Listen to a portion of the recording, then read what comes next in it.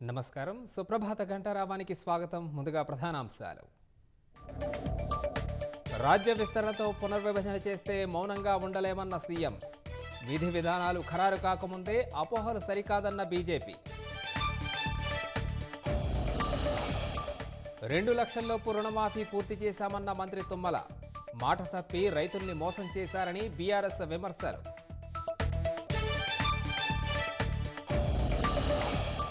గ్రామ స్థాయిలో రెవెన్యూ ఉద్యోగ వ్యవస్థ పునరుద్ధరణకు చర్యలు.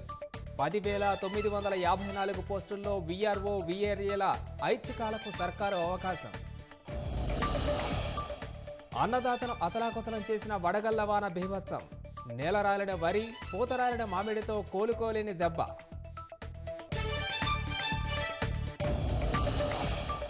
ఢిల్లీ హైకోర్టు జడ్జి ఇంట్లో నోట్ల కట్టలపై సుప్రీంకోర్టు వెబ్సైట్లో నివేదిక.